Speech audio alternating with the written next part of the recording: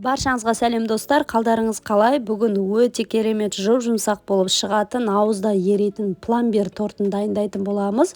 Бұл торттың ерекшелігі корждарын әрқайсысын бөлек пісіріп әуреленбейсіз, табада пісіріп шығамыз деп айтсақ та болады. Өте дәмді, жылдам пісетін торт. Менімен бірге жасап көріңіздер. Бірінші кремін дайындап аламыз. Ыдысымызды алып, 2 жұмыртқаны жарып аламыз. Одан кейін 100 граммдай қант қосып, одан кейін 200 грамм қаймақ қосып, одан кейін кукурузный крахмал қосып және ванильный сахар қосып, барлығын жақсылап араластырып алатын боламыз.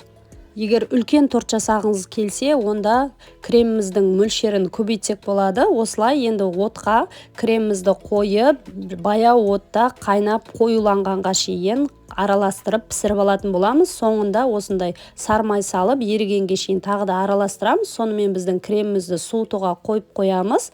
Енді коржын дайындайтын боламыз. 250 грамм ұнға сармайды қосып және қант қосып, сармай езілгенге шейін толық қолымызбен араластырып аламыз.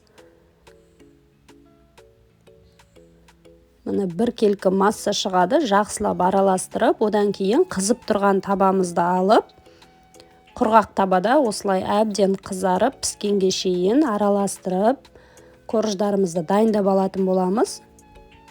Одан кейін оттың астын өшіріп, осылай бөліктерге көз мөлшерімен бөліп қоямыз.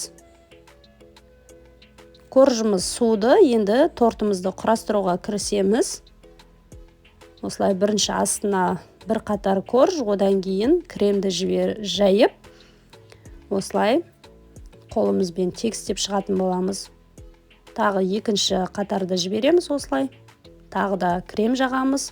Енді осы әдіс арқылы тортымыз құрастырылады.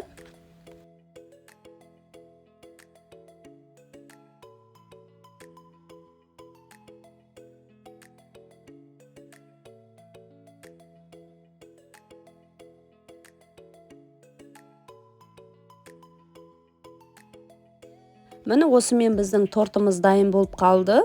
Соңғы корждарды осылай орналастырып шықтық. Дайын болған тортымызды 3 сағатқа тоңазытқышқа қалдырамыз. Мені қарасаңыздар, өте керемет, биік, жұмсақ торт болып шықты. Қалағандарыңызша безендірсеңіздер болады. Асығыс болған жағдайда осылай әдемі торт пісіргілеріңіз келсе, пломбир тортын жасауға кеңес беремін. Менің каналыма жазылуды ұмытпаңыздар. Ас болсын.